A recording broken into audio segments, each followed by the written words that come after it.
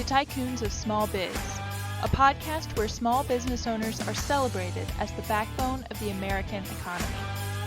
Each week, we introduce you to tycoons who share their stories and advice so that small business owners may learn from their experiences. Tycoons is powered by Backbone Planning Partners. Join us now as our hosts connect you to today's Tycoons. Hello and welcome to Tycoons of Small Biz. My name is Austin Peterson. I'm the host here as always for Tycoons. We've recorded about 160 of these over the years. We started just the beginning of COVID, and our intent here is to highlight small businesses, their owners, their founders, their CEOs, let them tell their stories. So today we definitely have a Tycoon Small Biz on the phone or on the recording with us today. We've got Leo Bernstein, CEO and founder of LineSlip Solutions. So if you haven't heard of LineSlip Solutions, they're an award-winning SaaS company bringing the digital revolution to the risk and insurance world. So Leo, welcome to the show. Delighted to be here, Austin. Thanks for having me. Yeah, so Leo, we were talking beforehand. You're actually in Spain right now, so you're ready for dinner and then off to bed, and we're just getting our day started here on the West Coast. So before we jump in, you can tell us, why you're in Spain, but tell us a little bit about, you personally. Tell us about your family, tell us about where you grew up, all that kind of stuff. Happy to. So I'm a born and bred New Yorker. Was there for the first 8 years of my life, city of New York. Parents escaped in the early 80s to suburban Connecticut. And they themselves are entrepreneurs. They had a small E&P, exploration production, oil and gas business. So they took us to Dallas in the mid 80s. So I ended up growing up in Dallas, going to high school there, then returning to the Northeast for college. And then upon graduation, opting for a career in finance, where I was for the first 15 years of my career. Then things have evolved, as you are well aware, in finance. And so I found myself looking for a better opportunity. And I started a small real estate investment company with a partner, and grew that pretty quickly to about 2 million square feet over a period of 5 years. And that's what really led to the opportunity that we're trying to attack with LineSlip. Gotcha. What about family life for you today? Are you married? Do you have any kids? Mm-hmm. Yep, I'm a happily married guy. Got my wife of 17 years. We met on a blind date. Actually, my Goldman Sachs salesperson introduced us, and I used to joke that was the only value I ever got from Goldman Sachs. But it was very significant. Got 2 boys, 15 and 13. One loves tennis, one loves soccer. And, we're here in Spain because we're a remote first organization. So I'm able to work remotely from Spain for about 2+ weeks in August every year. Family's really happy. I'm really happy because at least if I'm working all the time, I'm doing it from a lovely place. And I more or less get to grab some dinner late at night once the day is over. Yeah, very cool.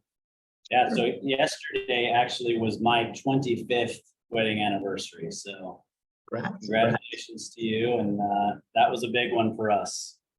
It's awesome. Yeah. So and I have 2 kids as well. I have one of each though. So. Oh, you do? Well, my wife at the time would have preferred our second one be a girl, but I think she's very delighted that we have Asher.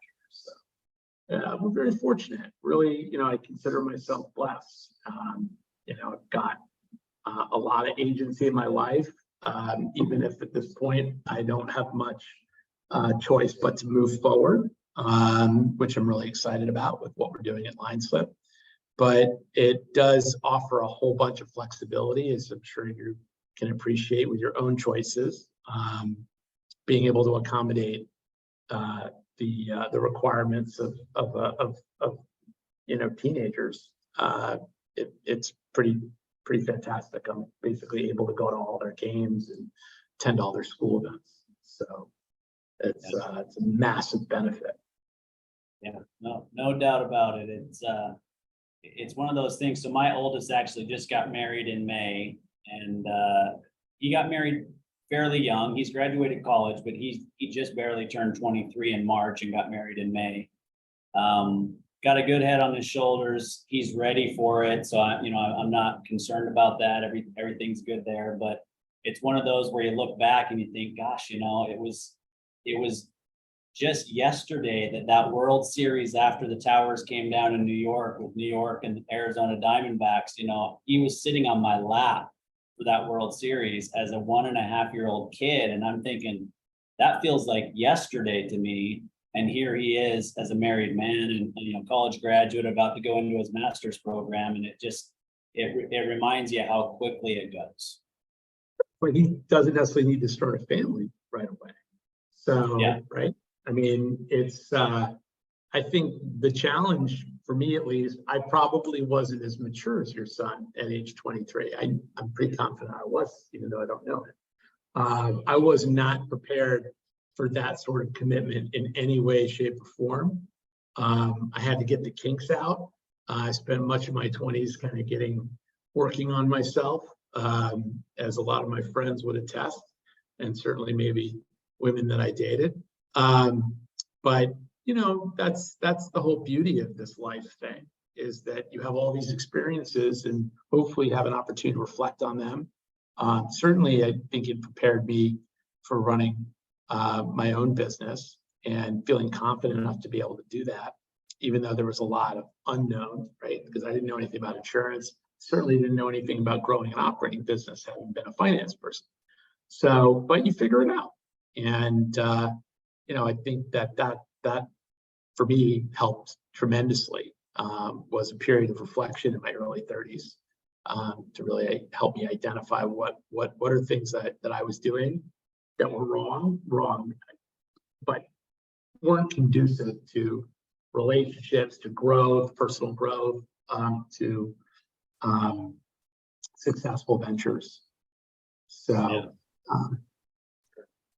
All right, so I want to jump in and talk about LineSlip and what it is that you guys do and kind of what pushed you to do that. But before I do that, I think I would be remiss if I didn't ask about what it was like to move as a teenager from the Northeast to Dallas, Texas. Terrific question. It was hell, particularly because Dallas at that time, not as it is today, which is a really thriving metropolis, really exciting city, actually. But at that time, the rest of the country was growing in the mid to late 80s. Dallas was going the wrong way because it was so exposed to oil and gas, natural gas. So oil prices were going the wrong way, and so much of that Sun Belt, which Dallas was really, it was a boom town, and it hadn't diversified into communications and networking and technology like it did in the late 90s and early aughts. So I ended up moving from a public school in Connecticut to this fairly rigorous private school, all boys. So I went from a co-ed environment in Connecticut to a single-sex environment in Dallas, and as a 9th grader, which is arguably the most awkward year for anybody, particularly boys.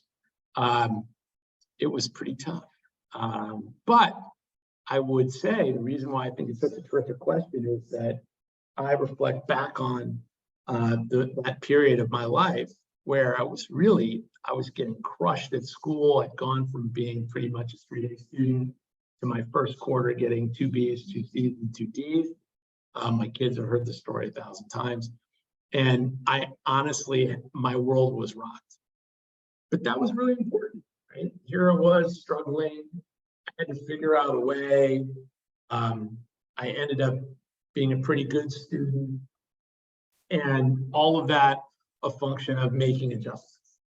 And as I'm sure you appreciate from talking to all of us entrepreneurs, that's what success is about. It's not luck, although there's certainly elements of luck in my own story, but it's really more about responding to market feedback, responding to whether it's market feedback, personal feedback, or what have you, changing things that aren't working, right? And sometimes anticipating things that need to be changed, even if they are working. So I learned that personally during that period when I was not doing so well. Yeah, I think, I think learning to adapt is a huge skill for entrepreneurs, which is what you had to do, right? I mean, the culture is completely different. I'm going to make an assumption that with a last name like Bernstein, you're Jewish, right? Yeah. And so, and there's not a lot of Jewish people in Dallas, or at least there wasn't in the 80s, right? Yeah.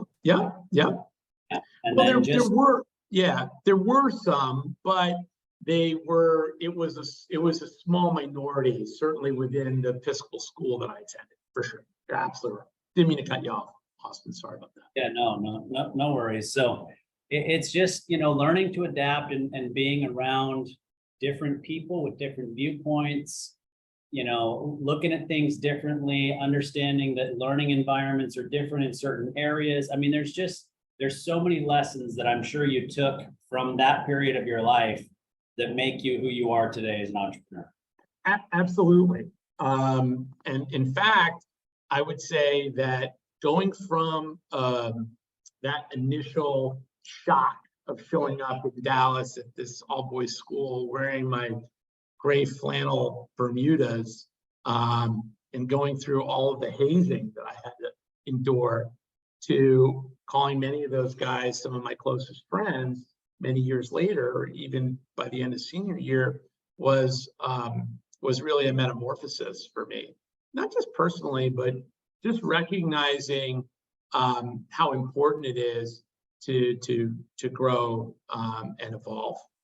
So it's all of that. Yeah, sure. All right, so let's jump into LineSlip Solutions. So you've got a fairly successful commercial real estate business going, 2 million square feet, all in the New York City area, or kind of all over the country, actually. And in fact, that was part of it, which is our whole approach to real estate, because I wasn't a real estate person, so I had to learn that, which is something else that I would share about, the love of learning, or the interest in pursuing new things, I think, is also essential. But we actually bought a bunch of properties all around the country, mostly in retail, actually, some multifamily as well, where we identified opportunities where others saw what I'd call wrinkles, right? So people thought it was hair, but we viewed the hair as wrinkles. Right? And so that was reasonably successful. And that's what led, I was the person responsible for overseeing the commercial insurance on the portfolio. And I was really struck when I went in for my renewal meeting, because every year you have to renew your insurance. And I went in to meet my broker, and I asked the broker for some context for the quotes for the renewal, for the insurance renewal. And he couldn't give them to me. And I was struck by how poor the deliverable was and why there was no data in a data-driven industry. And that's really what prompted the insight that, using technology, we could extract these data from these documents, all of which are structured data: premiums, coverages, exposures, meaning the risks, the assets of the business, the operations of the business. And we could do it in a way where we could address a bunch of these manual processes, because everything in insurance is manual, and do it in such a way to aggregate these data and make those data useful for our stakeholders and customers. So that was really it. It took longer than I expected. So, I mean, to kind of whittle that down, I mean, the reality is you did something that a fair amount of entrepreneurs, at least startup or technology-driven entrepreneurs, do, and that is you identified something that could be better, right? So maybe it was a problem, or maybe it was just something that, you know what, this could be better if I apply technology to this industry, and they're not doing it, so I'm going to do it. Yeah. I mean, for me, as a finance guy, you can appreciate this. I didn't understand it's such a large market, because commercial insurance is a really, really large market. And insurance is simply a total return swap, meaning I pay a premium, and in the instance certain things happen, there's a payout, right? And such a large market, all data driven, no one has access to data. There's no Bloomberg of insurance. So that was always the vision. Hey, can we solve some of these problems at scale such that we can aggregate all these data and then make those data available to stakeholders? All right. Tell me what year you founded LineSlip. And then the follow-up question to that is, over that period of time, what have been your biggest challenges? Sure. So I founded the company technically in 2016. It's when we got going. I was not full-time. So I wasn't full-time really until the beginning of 2018. So between 2016 and beginning of 2016 and the beginning of 2018, it was a side hustle. So I'd raised a few $100,000 from friends. I put in some money myself. We started to explore this idea. I hired a CTO, was my first employee, who's still with me now, and the architect really of everything that we've built from a technology perspective. And then we had an offshore development team, and that's what we had. Then I had a bunch of part-time folks that worked with me for periods of time.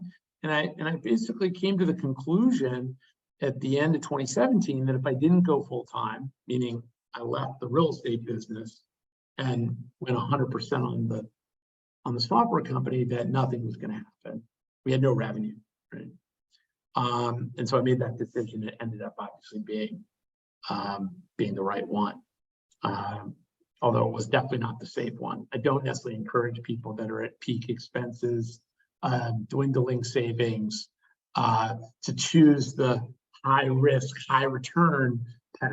By the way, we're still a scale up business. So by no means have we achieved anything that notable, but we're getting there. And we're pretty excited about how fast we're going. So you asked about what our biggest challenges have been. And I think a lot of it has been about evolution, because the problems or the challenges that you face as a company of 3 people are radically different from the challenges you face as a company of 15, right? And there are a lot of things you don't even think about. Communication, culture, team dynamics, they're pretty much non-issues at 3 people. Meaning, if you have 3 people that are working well together, you don't need to worry about it, right? They're kind of immediate.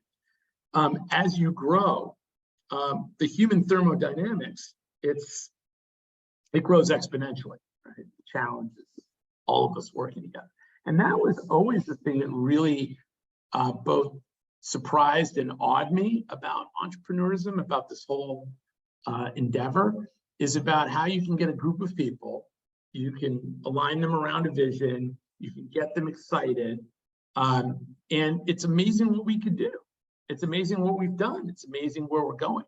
But to get back to your original question around the challenges, it's really about me and us, so all of us, from my CTO, who initially was managing a dev team, who now has to be a lot more strategic, right, with his own time, and make sure that we're still focused on the North Star with respect to the product and supporting the product, supporting the dev effort and all of it, right? It's gotten a lot more complex. And so he's had, and myself too, we've all had to develop skills that we didn't have as we've grown, right? And a lot of people have a hard time with it. And I don't want to say that it hasn't, that it's always been easy. It certainly hasn't. But I think that's been one of the advantages of being, an entrepreneur. And I started it, and it was in my mid-40s. It enabled me to really evolve because I was aware of who I was. and what I was good at, what I wasn't. And then I got a lot of advice, and I was willing to listen to that advice where appropriate. My ego wasn't part of it, and I was very happy to appease the ego of everyone around me because I didn't care, you know. And so some of the things that I've been told are fatal flaws, right? I'd already addressed in my 30s. You know? So, Yeah. you know, I think that's it. It's our ability to evolve and be able to meet the challenges as the organization itself grows. We have to grow with it. Yeah. Yeah, I think you kind of mentioned something that is pretty normal in startups. And I don't know that anybody truly understands it when they get started and jump in and deal with it. And certainly an employee that's coming over to join your startup, specifically one that has worked for large organizations, right? So you worked for, Goldman Sachs, and Goldman Sachs is a very large organization, and you had whatever your role was, but that was your role. Well, you come and you join a startup, you're going to probably be asked to fill 2 or 3 separate roles rather than just have one thing that you need to do. And that's not something that all employees are capable of doing. That's right. Well, just to correct you, I never worked at Goldman Sachs. Okay. I worked at a place called Credit Suisse, so which we don't need to talk about. Gotcha. I thought you said you met your wife working at Goldman Sachs. No, my Goldman Sachs salesperson introduced me to my wife. Okay. Yes. Gotcha. So I hope that audio didn't go out, because that's one of my canned jokes. Austin was the only value I got from Goldman Sachs, albeit considerable value, was the introduction to my future wife. No, you're absolutely right. When we were in our early days, all of us wore many hats. And by the way, this is another challenge. As we've gotten to almost 40 people now, we have to swim in our lane. And so it becomes more difficult for somebody who's been accustomed to touching a lot of different value to just touching this dynamic. And, that's not easy. And that's what I was referencing around having to evolve. And what you said about working in a large company, you're absolutely right. And I really try to evangelize this to the team, which is, we have to be aware that not everything has to be optimized. It doesn't really matter whose fault it is. It matters that we get it right. Seriously, it just doesn't matter whose fault it is, because we have to go from A to B to C and so on. And so if we all sit around and determine it's Joe's fault, well, who cares? We're still going to get to B, and then we got to get to C and whatever. Now, if Joe's negligent or sloppy or unprofessional or disrespectful or a bad teammate, different story. But I expect everybody to make mistakes. It's very hard, so we have a whole series of corporate values, which I also didn't appreciate. But one of my partners who I hired, who came from a larger company, was adamant about it, and he was absolutely right. And that is, we need to have these touchstones that we can point to and highlight and remind us what's important, right? And so for us, it's customer centricity, it's being one team, it's accountability. So I recognize we're going to make mistakes. In fact, we have to make mistakes. The only way we get better is by making mistakes. Now, hopefully they're not sloppy or stupid mistakes or mistakes of professionalism or whatever. But I expect us to make mistakes, and I also expect us to raise our hand if we do, so we can fix them. And scrappiness. Scrappiness is really, really important, right? If we can maintain our scrappiness as we become a more institutionalized business, a more mature business, man, there's nowhere we can't go. And as you know, a lot of these companies, they can be scrappy or entrepreneurial for a very long time. Salesforce, Cisco for many years in the 90s Like it's all these great companies. Now, ultimately, the growth evaporates and they start getting mature. And then there are a bunch of larger companies that you've seen have figured out ways to re-energize themselves. Like with Microsoft's, the Xbox development was an amazing thing. They really built a separate culture and then used that culture to inform the rest of the business. Apple's managed to do it. So it's I do think I try to think about how we can maintain our culture in a way that makes it a strength, helps us.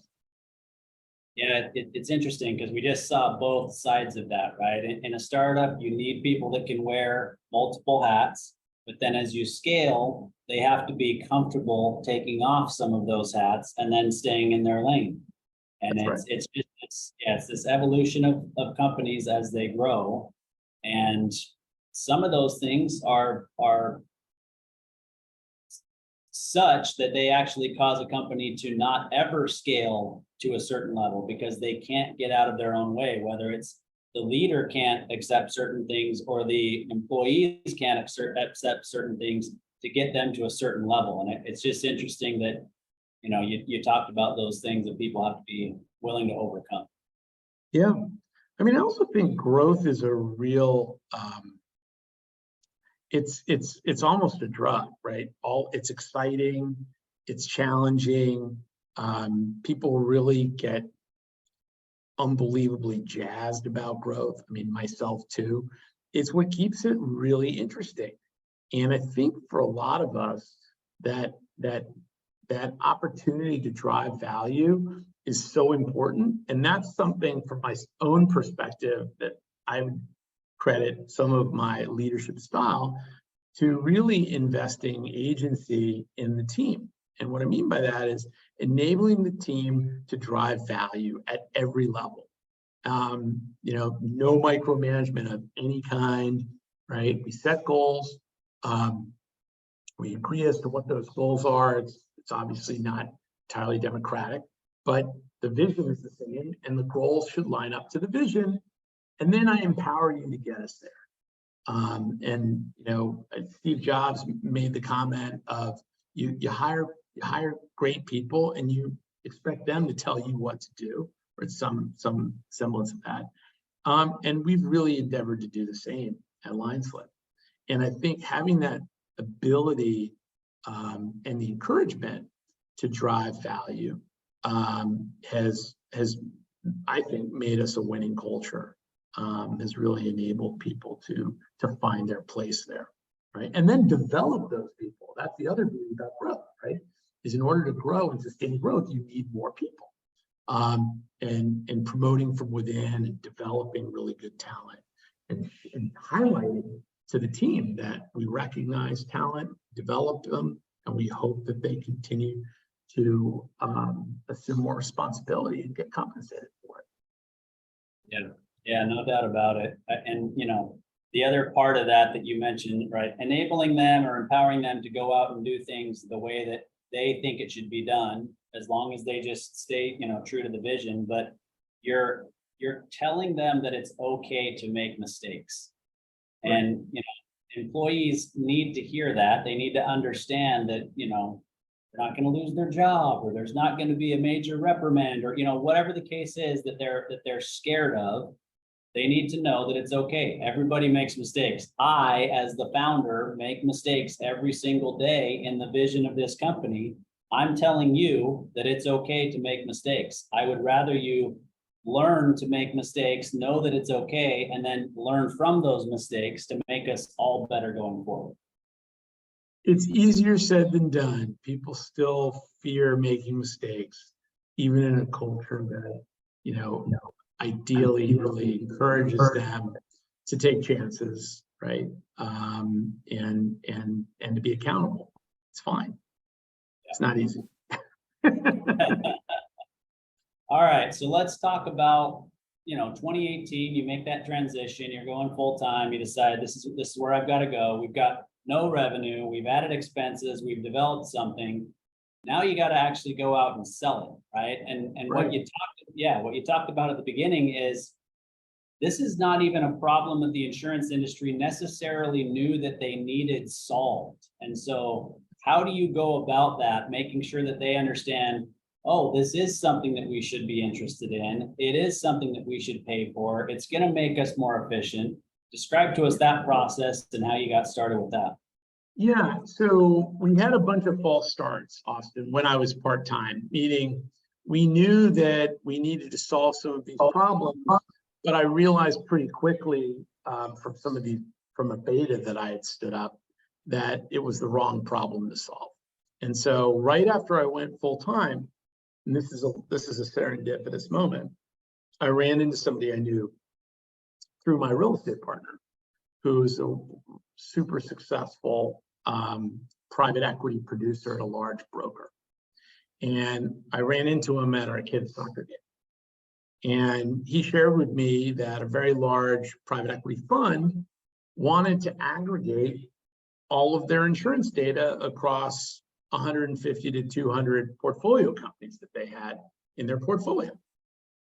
And they had multiple brokers and lots of different portfolio companies. And what they wanted to do made a ton of sense. They wanted to see how much money they spent with individual carriers and use that data to leverage better outcomes, right? Weaponize it. I said, I can do that. I'm trying to do a bunch of other things, but I can solve that problem for you. So we were in business.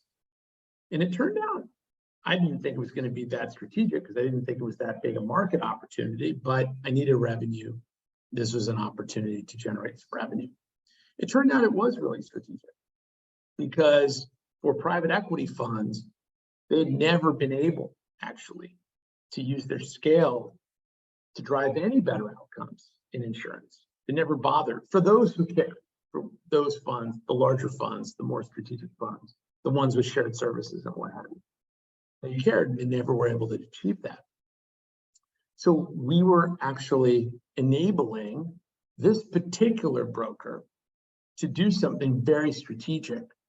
And now this happens to be a super successful insurance professional. So he's already very successful. But what we were offering was something that really played really well to his approach to driving value for these private equity funds. And so what ended up being a small engagement became a much broader engagement. And what we were able to do is aggregate the data across the whole portfolio of portfolio companies, as well as offer individual portfolio companies access to their own insurance program data, right? So one individual operating business has their own insurance coverage, right? And insurance history, and we were able to afford access just for that CFO.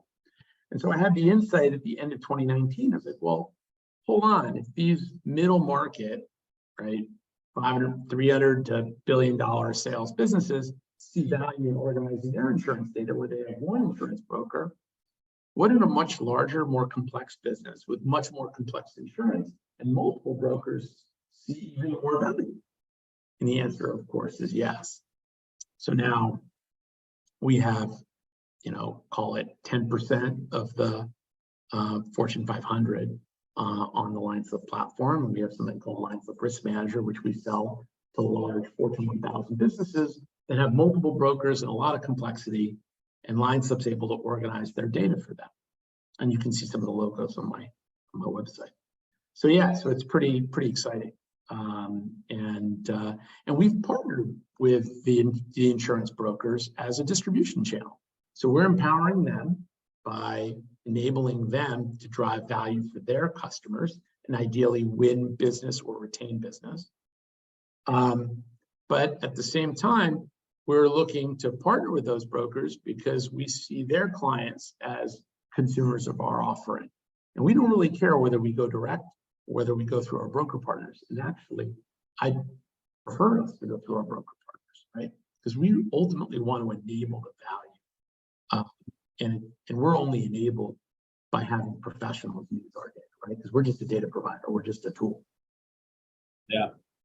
Yeah, no, I think it's a perfect example of not being married 100% to your idea right? And realizing, gosh, we had a really good idea, but that's kind of led us to maybe a better idea. We're being told by the market that this is a better way for us to go. And so that's the direction that we'll go. Now, we may still come back to this other, and it may still lead to something great. But right now, the market's telling us this is the way that we need to go, and we can generate revenue and value this way. Right. Totally. I mean, there's nothing like, growing your business while you're still losing money to sort of crystallize the urgency of growth. Yeah, there's nothing like losing money month after month to make you realize I got to figure out a way to fix this. Exactly. I got to grow myself out of it. That's exactly right. Yep. Absolutely. All right. So we kind of move beyond those. I would still say that at least mindset wise, you guys are still definitely a startup, right? But you're kind of past that startup concern, losing money. How are we going to pay the bills? Do we need to do another raise? Whatever the case may be, right? What are your current challenges? Mm-hmm. So great question. I would say a lot of it revolves around what we call the ideal customer profile. So when you think about who we're selling to, at least at large corporates, these are risk executives. These are the folks that are challenged with making sure that the whole insurance program is optimized. And it's not easy. And there are costs on it. And we're in an uncertain economic environment. And we've gotten a lot of early adopters already to embrace us. So it's about convincing our ICP, right, that what LineSlip offers is a clear return on investment. And so when the environment changed, like in the middle part of 2022, we didn't realize that everything was going to need to be ROI driven. Because initially what we were doing, we were such a small business, is we were just picking off the early adopters, the ones that saw obvious value. Everybody sees value. When we show them the demo, they get it immediately. But now they need to sell it to the director of finance, the treasurer, the CFO. And they don't know anything about insurance, and they probably don't care anything about insurance. So we need to highlight how are we going to drive value. And so that was something that I needed to figure out. And we struggled with it. And I've got I've got a handful of former senior risk managers on the team. And so we still struggled about how to message that. And ultimately, we were able to figure it out. And it was pretty simple, right? If you have 40 carriers and you're spending X millions of dollars across 40 carriers, where there's capacity, meaning in the insurance markets, there's certain products where there isn't capacity, and that's why the prices are going up, like property. Right? Where there is capacity, if I go to my carriers in, say, for cyber insurance, and I say, I'm going to go from 15 carriers to 12, I'll give you more premium, but in exchange, I expect a slightly cheaper rate cost to insure $1 million a limit or whatever. That works. It works. Or to say, hey, I spent $1 million with you here in cyber, but I'm spending $2 million with you over in property. Let's think of it as one relationship. That resonates with the CFOs. They get it. Volume-based discounting, right? Basic, but you need the data to do it. And if you have multiple brokers, believe it or not, and hundreds of placements, I know this is shocking for people. It's not easy always to track that. And then the carriers, well, the carriers have all of these subsidiaries that are wholly owned. So you need to know that Ironwood, right, is Sampo or Liberty Mutual. I can't remember. So if Liberty Mutual or Sampo is listening to this, they'll be offended. But there are all these different relationships that are institutionalized in someone's head that we map. We map them. So that's the advantage. Yeah, I mean, I think that makes perfect sense, right? I mean, you're going to a finance guy who's making a decision based on money, and you're saying our service or our software as a service, right, is going to cost you this much money, but here's what it's going to do for you. It's going to tell you how much you're spending in all these different areas with these different carriers. And it's going to say that if you consolidate these into one relationship instead of however many you've got, it's going to save you this much in premium. So if it That's costs you $10 to pay for my service, but I can save you $200, does it make sense? Yeah. And here's the beauty of it.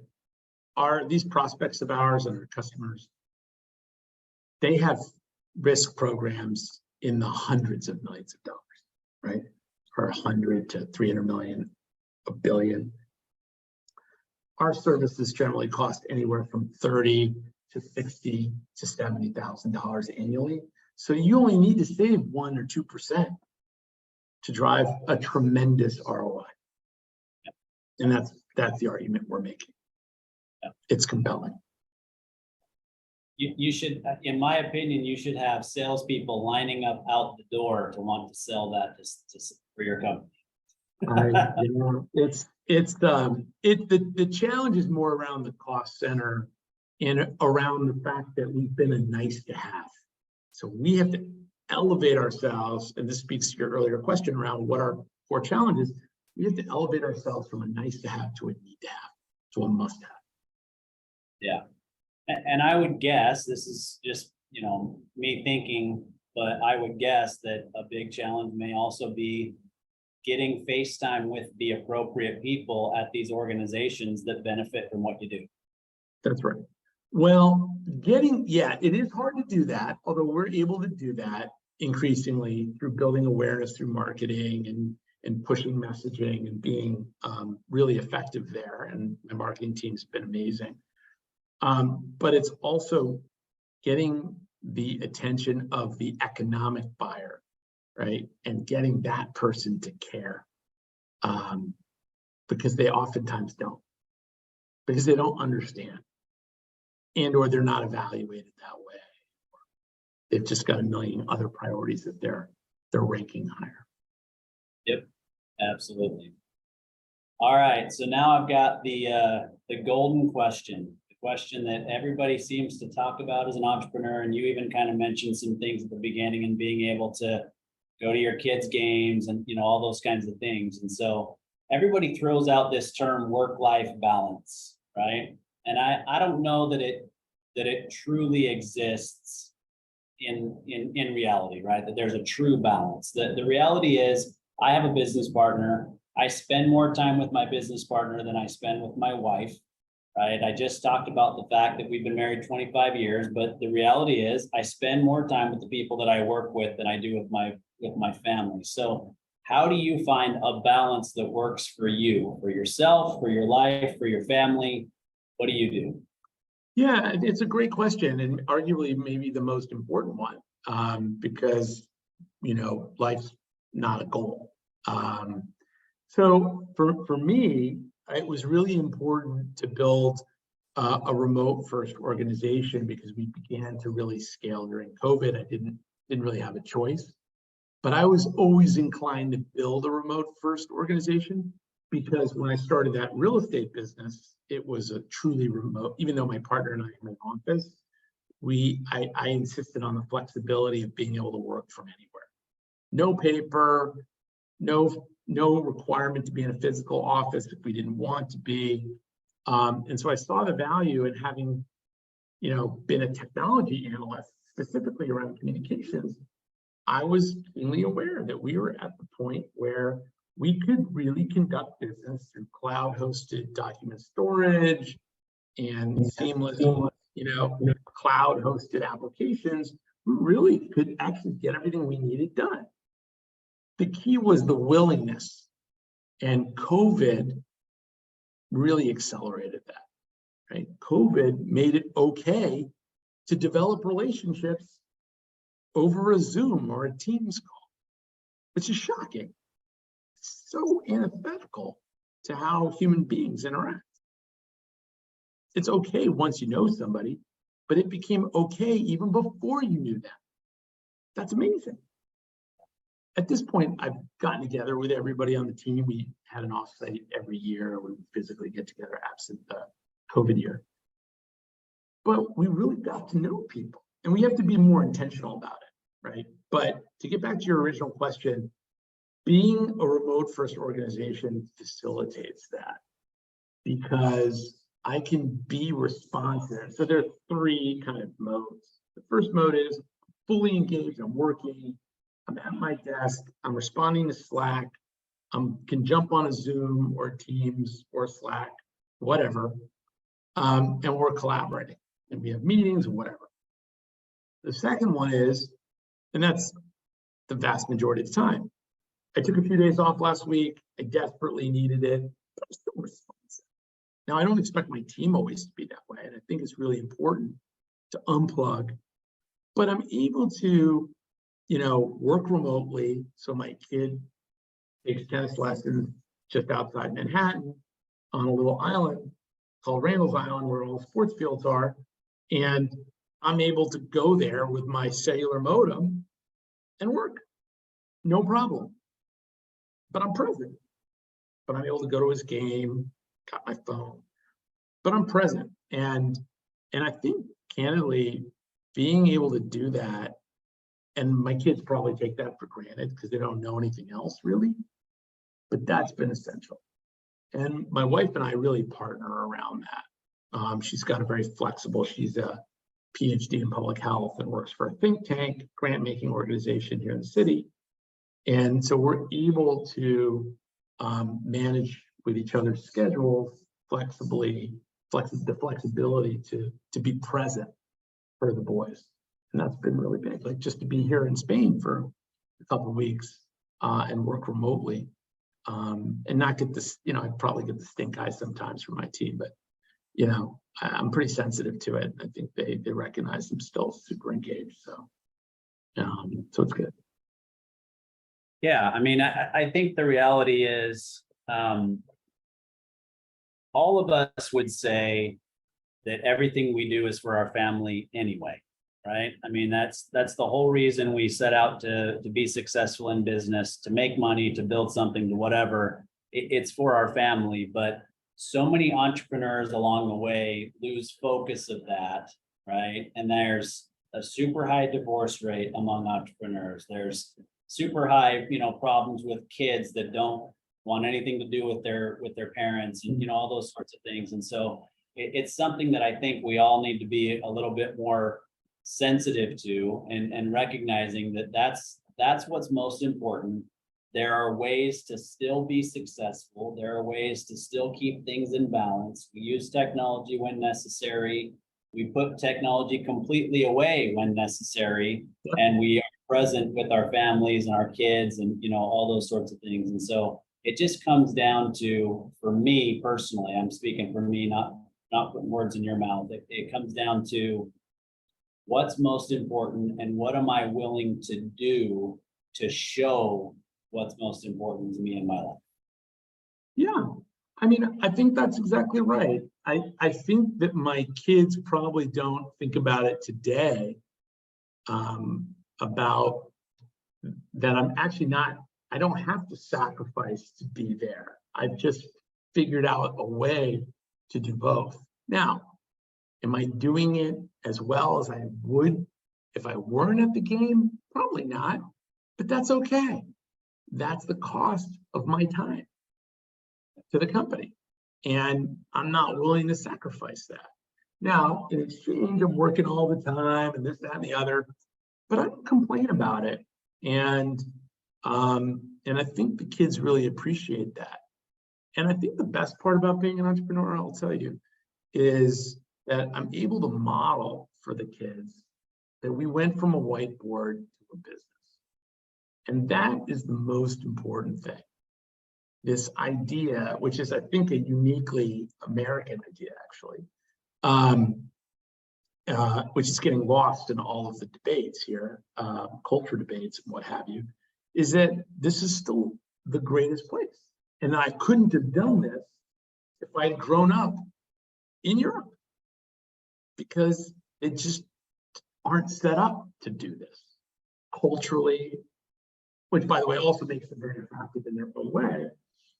But everybody wants to be here.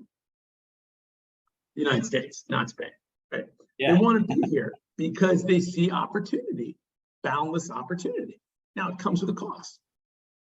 It comes with the cost of the balance that you're talking about, the lack of cohesion, all these other issues that you see written about or spoken about or blogged about, but it's still the greatest place. And I think sometimes we lose sight of it. But being able to model that for the kids is the best. That is the best. And I will look back on this and say, the kids, the boys, are going to realize if they put their shoulder into something and they get the right team together, they can do anything. We went to the moon. We went to the moon. I mean, just think 100 years ago, if you look at where the world was in 1923, disaster. Now, I'm not sure technology is that great.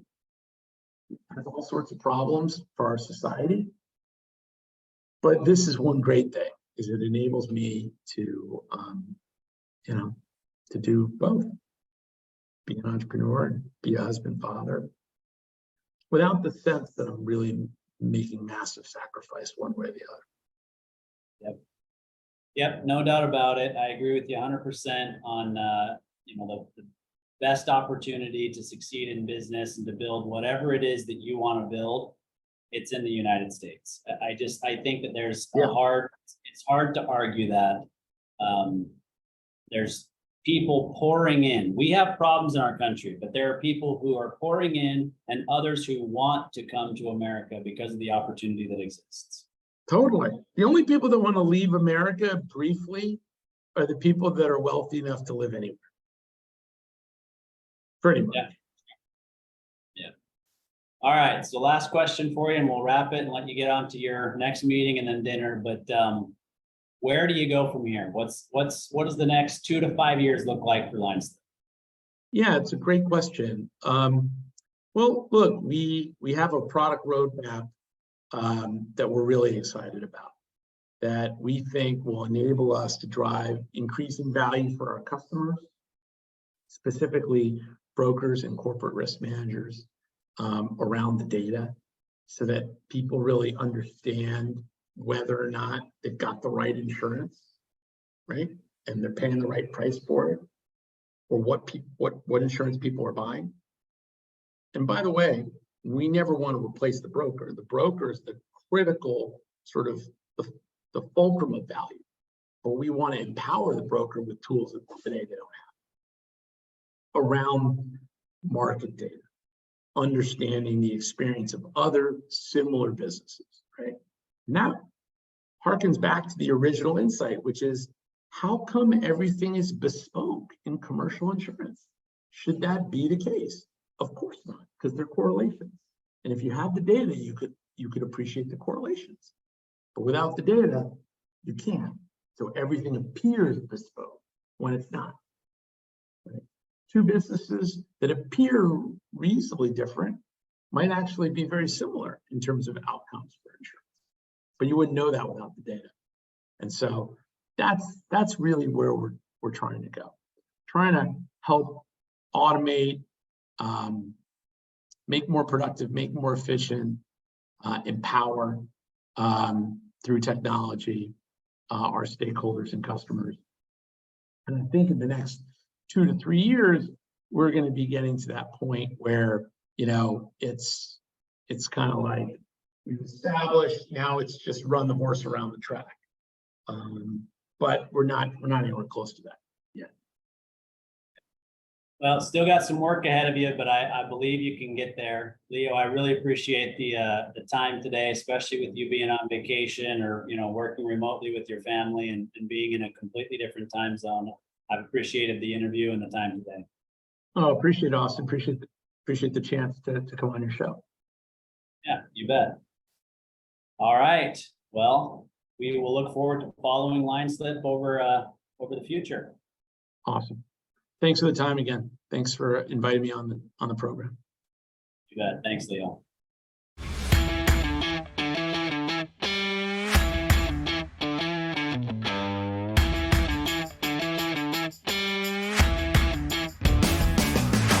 You've been listening to Tycoons of Small Biz, a podcast for small business owners by small business owners. Join us next week for an introduction to another great tycoon, and be sure to follow us on our social media channels for links to all of our episodes and great content.